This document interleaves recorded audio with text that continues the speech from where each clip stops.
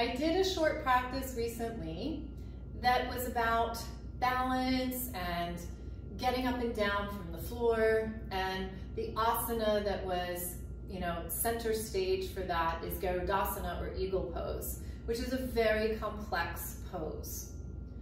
So what do we do if, our balance isn't great, we're afraid of falling, getting up and down from the floor, it's not an option for us. Do we not get to have this experience?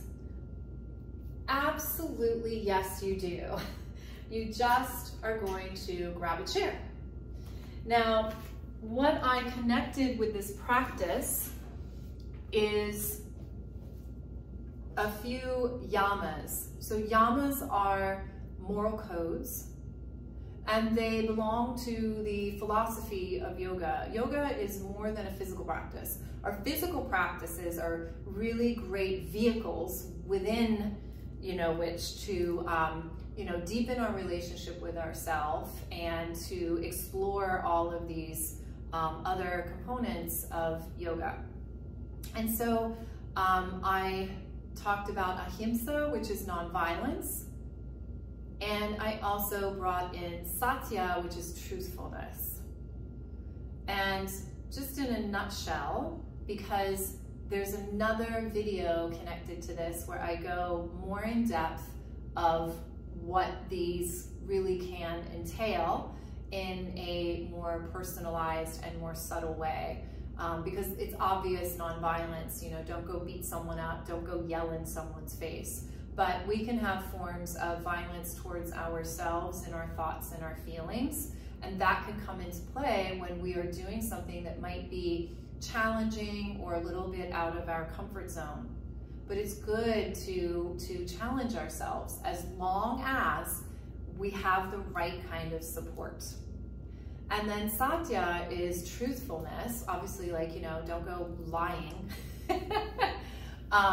But it can also come into play in our yoga practice. Am I really able to fully embody this asana, or am I just holding myself with a lot of tension because I wanna look like I know what I'm doing, okay? Or I'm getting kind of competitive.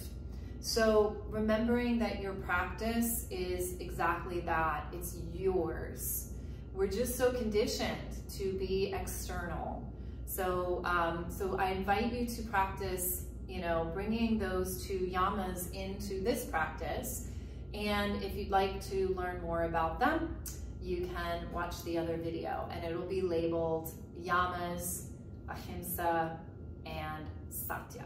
So we are going to start in our chair and bringing the legs together. I'm at the edge of the chair, but if that doesn't feel supported, move back. It's so okay. And then you can cross your leg over. This can have many versions. This could be the cross. This could be the cross. Okay? The complexity is crossing the leg over the midline. So you can choose those. You can also bring the leg up, and you can give a little squeeze to the legs, okay? I'm gonna do this down here today because we don't always need to do sort of the biggest thing. There might be some very interesting things to learn in different versions of this. So I really invite you to play with that. And then we're just gonna bring our hands to heart center and feel your breath.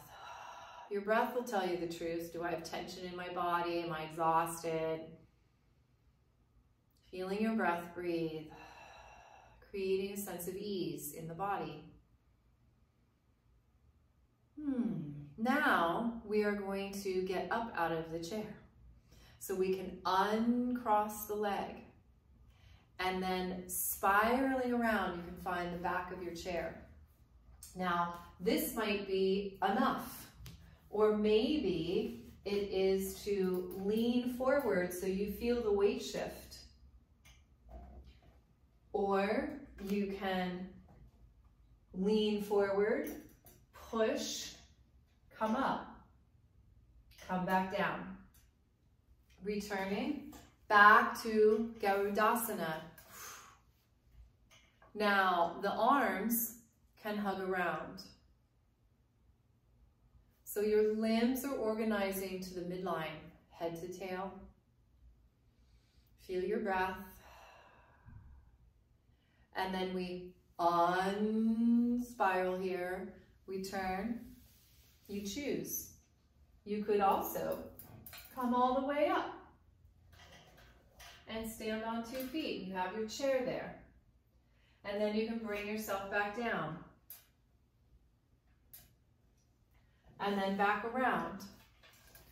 And then we go back into that Garudasana.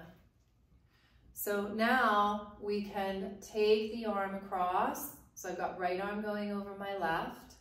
And then you're going to wind. You could keep winding, palm, fingers to palm. And then you could draw the arms up. But you can also hug. And you can also do these lovely hands in front of the heart. Let's go ahead and come on up. This is a balance, by the way, going from 2 sits bones, which are the back of your hips, to 1. It's a balance. And then you choose, how much do you want to come up? You can keep both hands on. You could take a hand off. You could also continue to work on balance by coming up, and you don't have to let go of your chair. You could turn yourself around. And then you could turn yourself back. And then sit back down. And returning, and one more Garudasana. Which one do you want to choose? You have choices of the legs. You have choices of the arms. I'm just going to do the wrapping so we can just see it one more time, and flowing up. And the legs are moving towards each other. So you can feel a little squeeze there. Coming to the midline. Eyes are very organized forwards, but you could also close your eyes. And then releasing your beautiful wings